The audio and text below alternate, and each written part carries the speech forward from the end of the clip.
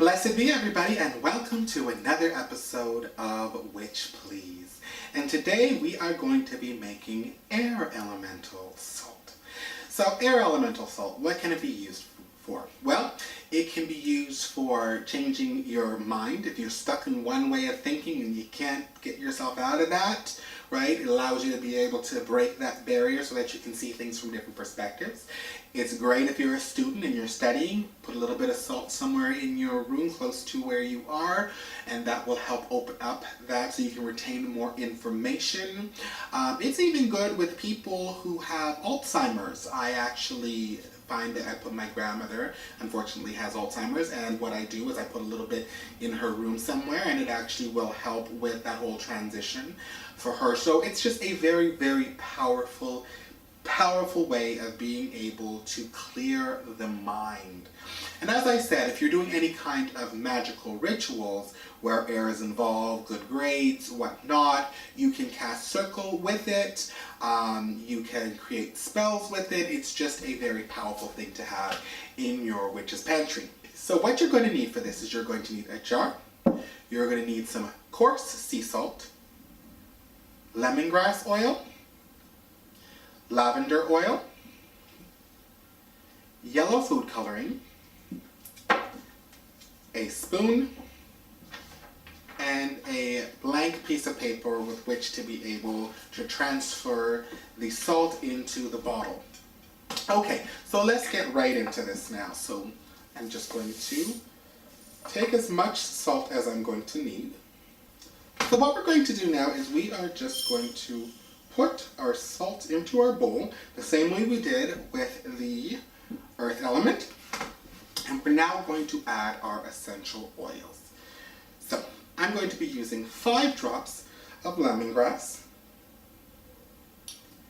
and I'm also going to be using 5 drops of lavender.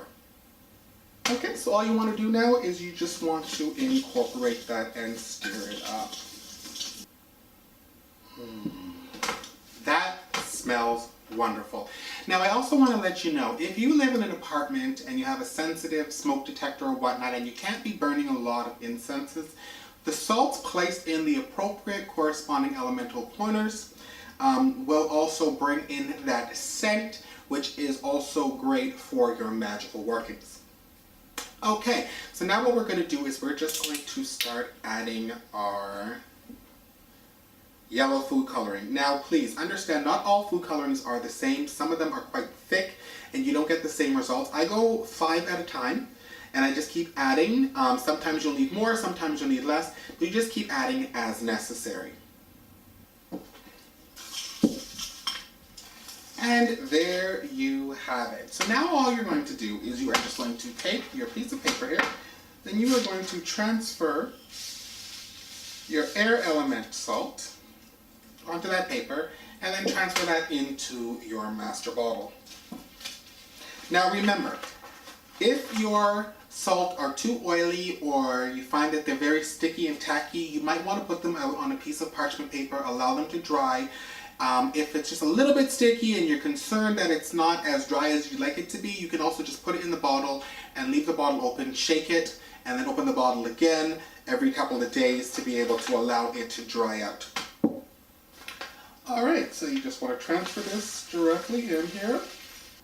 And there you have it, your air elemental salt.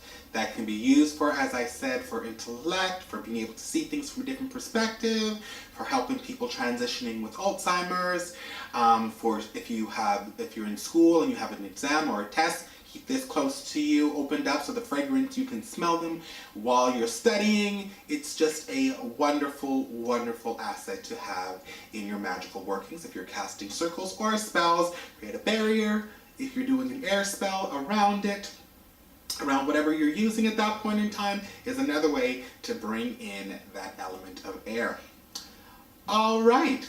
So, if you have not subscribed yet, please press subscribe, join us, do not miss out on a thing, boo-boo. You can follow us on Twitter, Tumblr, Instagram, as well as Facebook, and you can always send me a personal email at witchpleaseofficial@gmail.com.